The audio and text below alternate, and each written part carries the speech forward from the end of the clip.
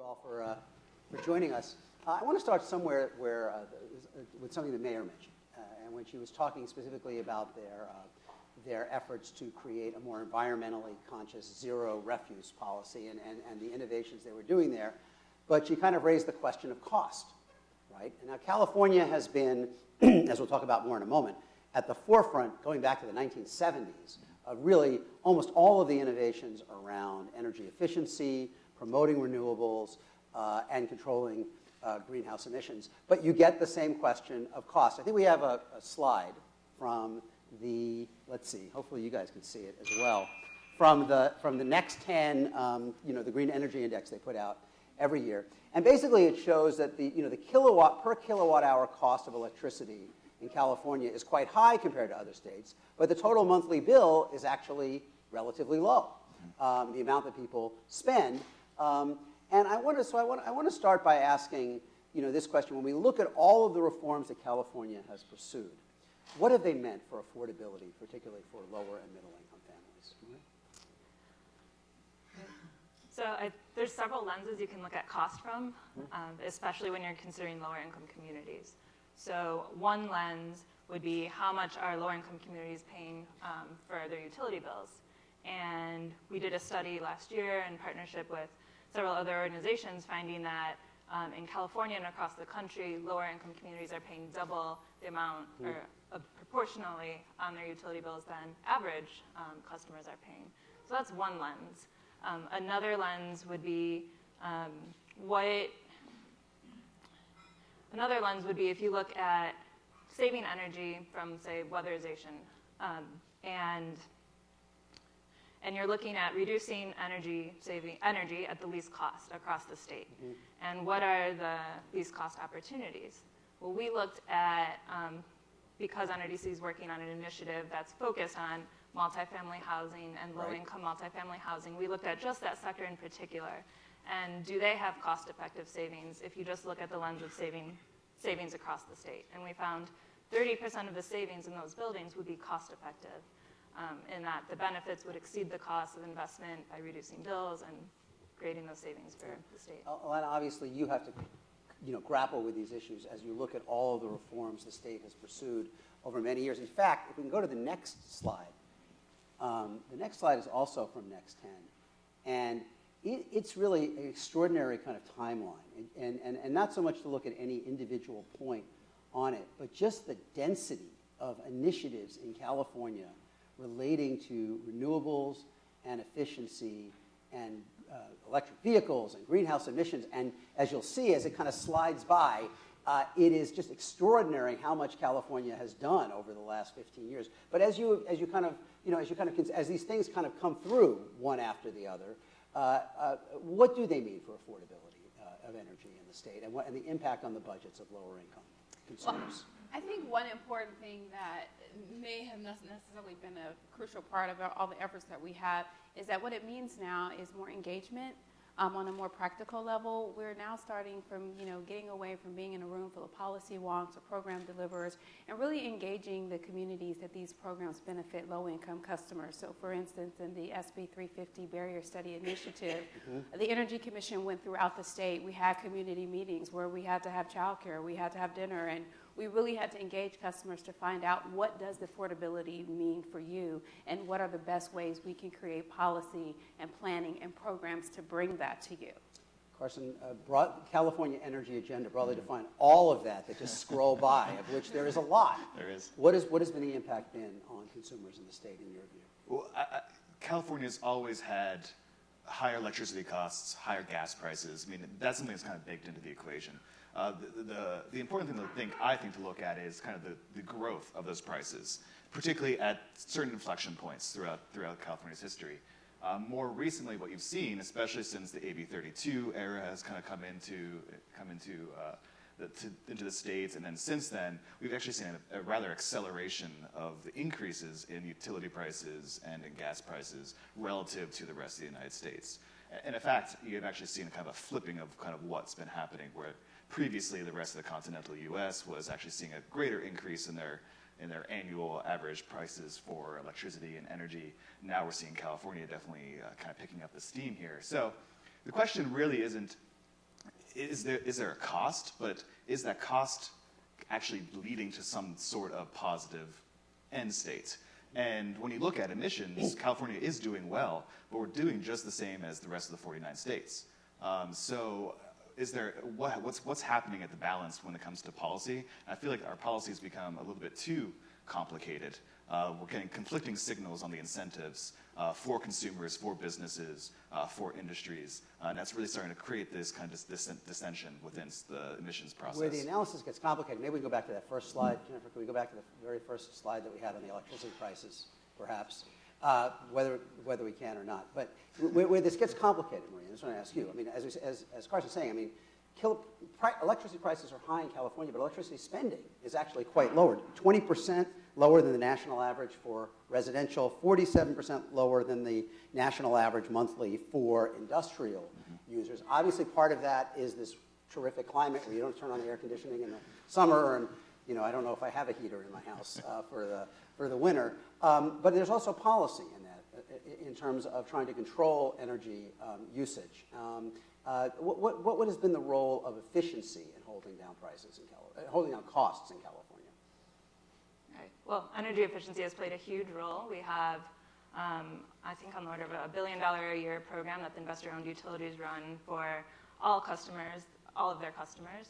And we've led the way on energy efficiency standards, which have really driven a lot of the reductions that customers are seeing on their bills. And I think the question really is not what are the individual rates per kilowatt hour, but as you mentioned, what are the bills at the end of the day that customers are paying? And as far as I'm aware, our bills in California, there's only 9 states in the rest of the country that pay more on bills than California does. Pay less on bills or more? Sorry, pay less on bills. Less on bills. Yes, thank you. Dan, one of the things that is striking about California is that amid all of the broader efforts, and we're going to talk about some of them in a minute, to promote more renewables, there have been some focused efforts on trying to bring these programs into more lower-income communities, more renters. They had SASH and MASH for a number of years. But last year, the governor signed AB 693, right, which dedicated $100 million a year for 10 years to install solar panels on multifamily housing, with the provision that the landlords have to share at least part of the benefits with the tenants. It's a pretty bold kind of program. What will it take to make it? How big a dent can it make, and what will it take to make it succeed? I think the question, and a lot of the success of policies in California have, when you look at Governor Brown's initiative with PACE, and the success that has had, which has driven a huge amount of investment in the state, a lot of the best policies are ones that sort of catalyze the market and help get something going before it's market ready. So when Cisco and the renewable funding guys were trying to get PACE going, and they were getting shut down by these policies, and there was it could have collapsed. Governor Brown came in and said, we're going to create a $10 million backstop, loan loss reserve. Never touched that money, never tapped into it, but this year there's going to be over $1 billion of funding alone in California, well over that. Some companies alone are doing that in California. And so hopefully with the $100 million to go into those low-income communities, figure out a way to catalyze public-private partnerships. So if Mosaic was looking at that, we're one of the largest lenders in home solar in California. If we could have some sort of backstop that could come in and get us comfortable with the credit risk, we could lend a lot of money to those communities. But without something there, it's unproven. So if there's something that can come in there and structurally get people comfortable, it could catalyze a lot of investment. Today, what does kind of the calculus look like about whether to invest in multifamily housing? Can you? I mean, is it viable? Well, I think this is we were talking about this behind the closed doors. Kind of when you talk about clean energy access in low-income communities, it really rubs up against a lot of other structural issues that we have in our society as a whole, like the fact that who has access to credit and our whole tax code. And so, a lot of people know that the tax credit is a big driver of the economics in solar. So who gets to monetize the tax credit in multifamily housing? Unclear. Has to be owned by third parties. It gets complicated. And so the renewable energy industry shouldn't be expected to fix the tax code. And a lot of these, like the fact that only people who are property owners can really have a borrowing base or can really have access to credit. But I would say this, is that with policy and with the right types of public-private partnership, we can crack that nut. It's not something unsolvable. And I do think things like loan loss reserves and the right incentive programs, if you look at them in the totality, there could be investment in those projects. Things like community solar and that are being driven in the state, those types of programs can create a lot of clean energy in those communities if structured right. Alana, can I ask you what it would take, in your view, to extend kind of the renewable revolution more into lower-income communities? Exactly what we were just talking about earlier. We need that. We know that approximately 65% of all low-income customers are renters. Yeah. So we have to have programs that have that split incentive so that landlords are incentivized for creating this so that the tenants, the low-income tenants, can get the benefit of energy efficiency, lower bills, and things like that. So we have, at the Energy Commission, have investments that have been targeted toward the loan loss reserve programs. We want to do that. And we're also interested in not just expanding subsidies, but really trying to transform the market so that we can reach our clean energy goals. Carson, you're a designated market guy, both by experience and inclination. You know, people talk about this split incentive problem a lot. It is a classic kind of market problem. Is there a solution in your mind that does not require the government to be kind of nudging pretty hard? I'm going to go the yes and no direction here because in many cases, especially for the low income and middle class as well, I mean, we often kind of forget about they're really constrained also in this environmental energy space in addition to low income Californians. But competition can really, really drive the prices of the products down. If you're talking about electric vehicles, if you're talking about solar panels, if you're talking about kind of any of these key inputs to really try to meet the goals and mandates that the California government is trying to put down and try to do, competition is really the only proven mechanism to really drive down the prices. So if policies are encouraging that competition, then absolutely, those are actions that our various commissions, the ARB, the state policies should be pursuing. But the problem comes when those state policies start to kind of create, again, conflicting signals about what our competitive force is, where are we going. The electric vehicle credits, manufacturing credits, I think are an excellent example, where they're both necessary to ensure that companies like Tesla can actually afford to build cars like Tesla and to develop that technology. But at the same time, by GM being able to purchase these manufacturing credits, they're not going into the market, at which point then you're kind of chopping off a whole competing forces nature to the entire industry. So Marie, you're actually grappling with this, right? I mean, you lead a program called Energy Efficiency for All initiative at NRDC, which is essentially about bringing together the housing and the energy sectors to try to expand benefits to low-income families. So 12 states, I think, is what you're working in. So what are you finding? What does it actually take to get utilities, the housing sectors, and municipalities to kind of pull in the same direction? Has anybody built a model that works, particularly for in the landlord-tenant environment? Yes is the short answer, and part of the benefits of this project is that it is national. We're looking at 12 different states, so we have case studies in other states in addition to California. I think one of the key learnings, just at a very, very high level, is understanding the customer, understanding the end user. And I think particularly in underserved areas, we haven't understood the end user enough, and that's why they're underserved. And so, in some ways. And so, understanding that the property owner is the person that's making the investments in these buildings, whether or not it directly benefits them, and trying to understand their needs and also the tenant's needs and making sure it trickles down. So in terms of a best case study, say Chicago. So one of the Chicago Energy Savers is a good example, right. Or the LEAN program in Massachusetts. And what they've done is, part of the problem in our energy policy area is you showed that chart with several programs. There are so many separate programs, and sometimes they just focus on individual widgets, like a light bulb or a refrigerator or an audit. And an owner or a tenant who wants to access these programs has to figure out all the different rules, application forms. They have to navigate, am I eligible for this program that says it's 80% area median income, or am I eligible for this program that says it's 200% federal poverty guidelines? And now I have to, anyways. Yeah. And so what these successful programs have done is taken all of that behind the scenes, integrated all these funding sources, and just presented a single offering to an owner that they can implement at their property. But what is, if we go to the kind of the core problem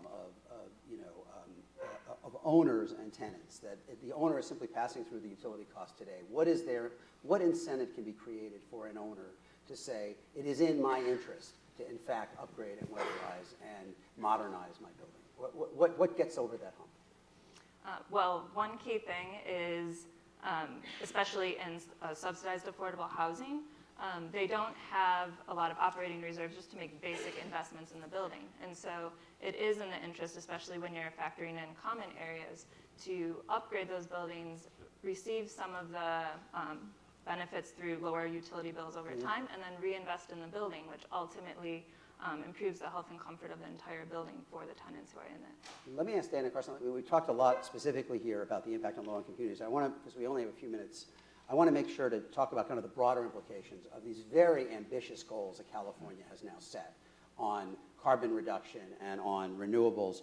And I want both Dan and Carson to maybe start us on something that Carson has written. And you have said, as California's RPS mandates step up to 30% in 2020 and 50% in 2030, that this intermittency issue, growing intermittency in your view, will lead to Golden State's energy grid to become less available, less reliable, less resilient, and less affordable. All the opposite of enhancing energy security. What worries you about the path we are on in the state toward 50% renewable?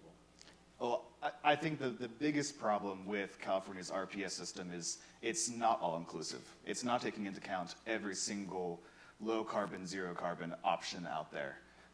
California has become extraordinarily anti-nuclear recently. What we saw when SONGS, the San Onofre facility, was shut down, we saw natural gas go through the roof. Carbon emitting sources went from 47% to 61% just in the span because of SONGS and because of the drought. If Diablo Canyon gets taken offline, you're looking at it's going to be replaced by natural gas. PG&E has a great plan. I just don't think it's feasible, especially after what we saw with what happened in Southern Edison. So California really needs, if they're really serious about this, we need to figure out a way to incorporate base load, zero carbon energy, and nuclear has to be a part of that solution. Otherwise, we are going to run into problems. And I know that solar and wind have become dramatically better, especially on the intermittency problem. But until we have Tesla's new awesome battery, you're going to run into those problems from this point onward. Dan, can California meet its RPS goals and have an affordable, resilient, and reliable grid without nuclear? Absolutely, and we will get there. We're going to get past 50%. It's going to get to 100%. You can run... By when? Get to 100%? I think we're going to get to the 100% in the 2030s. Really? Yeah, but if you look at the cost curves and reductions and how quickly this transition is happening, even if you slow down the curves and the growth of the solar industry, we're going to get to 100% clean energy in the 2030s. Question is, there's a lot of technical infrastructure that we need to figure out in terms of, the storage issues and all that, but we're going to figure it out. There's a wonderful professor at Stanford University, Professor Jacobson, who's mapped out how California can get to it with wind, water, and sun. Relative? I wanted to make an important point, though. When we talk, connecting this back to the low-income communities, when we talk about economic benefit and we talk about the renewable portfolio standard, a lot of people talk about the siting of clean energy and how do we get it on multifamily housing, how do we get it on low-income housing. Absolutely, we'll figure that out. A lot of it comes down to new financial structures and financial innovations that will get us there, and people are working on that hard, and we're going to be looking at how to create loan loss reserve programs and figure that out. When you're talking about economic benefit, Mosaic's mission is to empower millions of people to prosper from clean energy. We want as many people as stakeholders in the clean energy economy as possible. The story that isn't often talked about is the job story. We now employ more people in solar than we do in Hollywood in California, than in coal. It's the fastest growing job sector in the state. And so what we need to figure out is not just how do you get solar on those rooftops and multifamily housing, We need to figure out how we employ people in those communities to learn how to put on solar panels and become employed in the clean energy economy. That'll have far better economic benefit than saving someone 10 to 20%, because those communities have high unemployment. Two questions on what you said. First, to get to that 100%, do we need technical breakthroughs in storage? This is off-the-shelf technology. We can get there today. We can utilize existing infrastructure such as dams that are not being utilized. We can use that.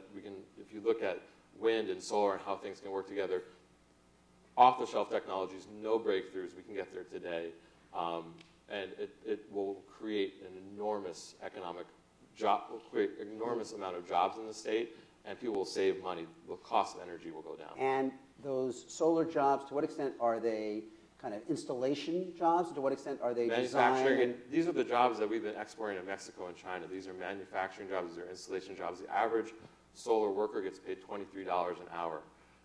These are blue-collar jobs that tend to have high retention in the industry, that people can get promoted. There's career paths. This is a wonderful job story in America right now. Alana, what are the biggest, I wouldn't say challenges, knots to untangle in order to reach that 50% goal by 2030? What are the bottlenecks? What are going to be the challenges to get to that 50% goal, much less the new goal that Dan has established for the next governor in the 2018 It's not a goal, campaign? it's what's going to happen. It's what's how we're going to get there. Exactly. Yeah. I think it's basically one that we have to bring everybody into the conversation, and traditionally has not focused on low-income customers, and so we can't just bring a bunch of prescriptive programs to low-income customers. We have to engage them. It's a lifestyle. There's a health benefit, an economic benefit, a safety, a comfort benefit. And a lot of times in low-income communities, there already have some of the best conservation practices. They're not running gas dryers or high appliances. They're hanging their clothes. They're being more efficient with their energy usage. So I think to the extent that we engage them more, we will reach the 50%. We invest in infrastructure in low-income communities so that we just don't make the assumption they're not going to buy electric vehicles. When we engage all Californian communities, that's how we'll reach that 50% goal, and I think we will. Right, same point, same question. As you kind of look toward a future of a 50% or even more renewable portfolio in California, is that inherently guaranteed to produce benefit of low-income communities, or could it mean higher prices, costs? Could they be left out, or even perhaps worse off? What will it take to ensure that they're better off in that transition? Yeah. Well, I think equity needs to be integral to the way we're planning the policies moving forward and how we're implementing the policies. Just a quick plug for energy efficiency. The more energy efficiency we have, the easier it will be to meet that 50% RPS because it's a percentage goal. Because the amount, the kilowatt you don't have to produce, right? Carson, let me ask you, because obviously the criticism that some of the Republican legislators, who don't have a lot of leverage, but do get to talk. Some talk a lot. Yeah. There was one talking about the now here not about the RPS, but the further greenhouse gas, the AB 32 goals of 40% reduction by 2030 relative to the 1990 level. One Republican legislator, Ted Gaines of Roseville, said, "We won't build anything here anymore. It will just be too expensive." Is he right, or is that too pessimistic? I think it's too pessimistic. I honestly think we will easily hit the AB 32 goals. We're basically already there. And the SB 32 goals are, we'll have to step up our game a little bit, but they're very doable. So these goals aren't impossible by any measure, even with, again, I think what Dan was saying, with existing technologies. The problem is you do have to weigh the cost. But also, and I think Alana mentioned this, we have to think about a lifestyle change. One of the biggest barriers, I think, or biggest challenges facing California meeting its mandates and goals is our housing policy, actually. It has nothing to do with transportation sector, the electricity sector. It has to do with the fact that we encourage sprawl still and not high-density development. And it would be very hard to achieve these goals if we continue to sprawl and outsource our people to inland California or out of state than it would be to be able to build higher density in our core urban units. You obviously must be looking at these issues as part of, the role, Carson's right, the role of kind of housing siting and kind of density of development has to be a critical element of reducing greenhouse emissions, correct?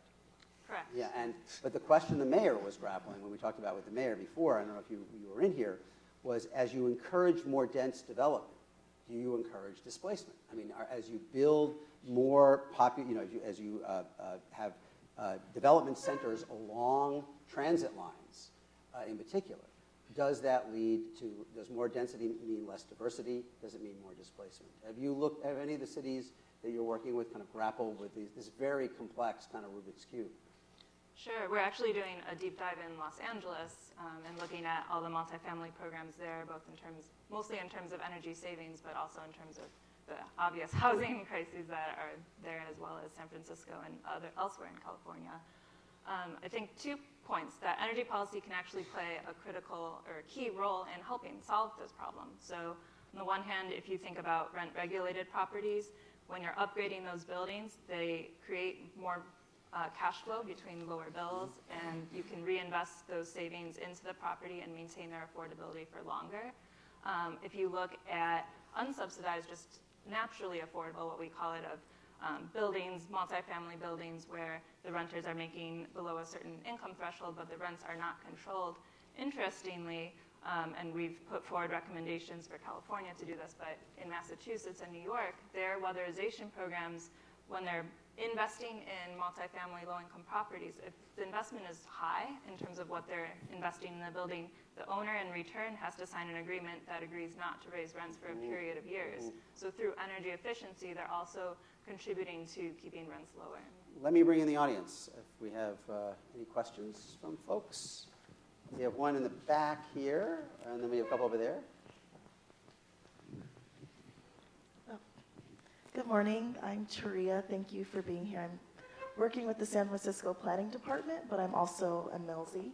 And my question was, what are these conversations happening within low-income communities, communities of color? I'm currently working on Black San Francisco, and some of the conversations that I've had, they're not concerned really with energy. They're mostly concerned with housing, obviously, and economic development. So how are these conversations happening within these communities? This is a great discussion.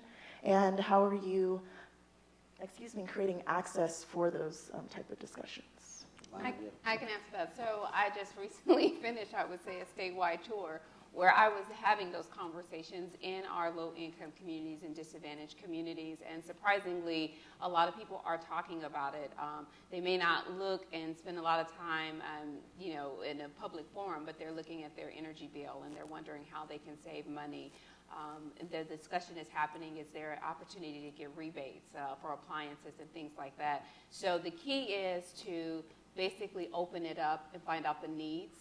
Going into the community, again, I didn't go in with a prescriptive program, but I went to community members and said, what's the best way to have this conversation? How can we have this conversation? Little things like, should we have it at 12 o'clock in the afternoon? Or should we have it at City Hall where you have to pay for parking? Or can we have a venue that's accessible for the low-income customers and at a time when it's convenient for them? And if you have to bring your children, okay, have your children. So just the logistics of having that conversation is the first part. And then the second thing is understand what the needs are, what the priorities are. If you have a child that's grown up in a polluted environment, they need a nebulizer, they have other kind of equipment in the home, it becomes a safety issue. And they want to know, can I use this equipment for the safety of my child, but not worry about running up my bill? So I think once you align the priorities and the needs of the community, and then you're responsive to the logistical, and the practicality of having those conversations, they'll happen organically. Dan, what have you found to be the most effective ways to reach out to lower income homeowners? We're actually trying to work on this right now in New York with our head of marketing here, James Robinson. We've been working with the New York Green Bank and NYSERDA in New York, and we have a large investment from them to lend money in the state of New York, particularly figuring out counties that are low income and that haven't had a lot of solar penetration. This is something we're actively trying to figure out. We have a channel, solar installers that we work with, that we are their loan provider, and they're not necessarily equipped to market to those communities because they haven't necessarily had products to market to those communities. So it's something that we're figuring out. How do you partner with labor? How How do you partner with community organizations? How can those be feeders of solar opportunities to those installers? And is the language that those installers are used to marketing, or is that the language that works for those communities? Is that the type of products that work for those communities? It's something that we're wrestling with in real time right now. And the fact is that when you look at the credit argument and you look at the proposition of the value of solar, you save someone $20 a month on their utility bill in Marin. That's great. That's enough for them to say yes to going solar. You save someone $20 a month in Fresno, or a place that people that were $250 a year extra in their pockets is meaningful. That creates so much more value. So we're excited to be in those communities, and we think that the solar proposition is even more powerful in those communities, and we're going to see growth in those communities that is going to really take off. I saw a hand over in this. I saw two hands over in this direction. There's one all the way in the back, and there's one a little further closer. Hi, I'm Shauna Lazaro. I work with Communities for a Better Environment. We organize in low-income communities of color in the LA area and the Bay Area. And we're also a member of the California Environmental Justice Alliance, which represents groups throughout the state of California that organize very much around energy issues. And so I wanted to point out, first of all, I want to appreciate this panel and some of the perspectives. I wanted to point out that none of the speakers today have been from groups that do grassroots organizing around these issues, and kind of highlight the fact that a lot of the speakers are talking about how to connect the human beings who live in disadvantaged communities, who live in low-income communities, and the policies intended to benefit them. And I really appreciate Alana bringing up, front and center, that you can get into a room with policymakers and just have policymakers talk to each other. And so I think one of the real solutions that was overlooked in maybe putting this conference together was to have some of the people who are affected by the policies sitting on the panel, so that the conversation is a two-way conversation, not here are the solutions that the policymakers think will work for you. SEHA is participating on a statewide level and in individual communities on implementation of 693 and the disadvantaged communities portion of net metering, and many other forward-looking statewide, national, local initiatives. And I know that some of us are in the audience. We're all invited to come and listen. So maybe my question is, what are you going to do? I know what Alana's doing, to make sure that the next time a conference comes up or a decision moment comes up, or the conversation that determines the outcomes happens. What are you going to do to make sure that community members who you think will benefit are present? Thank you for that. You're working in a lot of different cities, and I'm just wondering if you feel like any cities have solved that question better than others that have answered this in that kind of criticism of kind of the disconnection between policymakers and the communities that are meant to be benefit from the changes. Are there cities that have figured out effective means of making that connection? It's a good question. I think to varying degrees, but I think we all can do a lot better. Although community members aren't on this panel, I think many of us do work with community members, and for example, with Energy Efficiency for All, we actually partnered with SEHA on our comments for AB 693, and so we are a little, and through our Energy Efficiency for All network, we are including residents and owners and people who work on these programs on the ground, but I think we can all continually do better. Can I just add briefly? I think the Energy Commission is almost a model. That's my position as public advisor. I am the designated person responsible for bringing the community members into the conversation, and I would be remiss to say that when I did go around the state, I would not have been able to do that without the support of the California Environmental Justice Network and organizations like Communities for a Better Environment, Asian Pacific Network, who were able to organize translation services. So anytime policy members or government organizations, business entity, there needs to be one person who's designated to be responsible to make sure those who are going to benefit from the program are there present in the conversation. I think that's a good note on which to conclude. I think we've kept you here a little longer than we said we would. And it's been a terrific conversation all morning. I would just commend you to, if you are interested in these issues, at the Next America Project, which is accessed on theatlantic.com. We cover what the growing diversity and changing demography means for many aspects of American life: energy, education, the economy, politics, and communities. So if you get a chance, take a look. I hope you will do that. And I will now turn you back to Thank you. And Ron, thank you. Thank you to all of our amazing panelists and moderators this morning. And I'd like to thank... I know. And I'd We're gonna do great like to also thank Pacific Gas and Electric for making this morning possible, and obviously you all in this audience. But before we go, one small request: everyone will get an email from me with a short survey about this morning's program, and there are also hard copies in the room. Your feedback means a lot to us today. So thanks to everyone for being here, and have a great day. Thank you.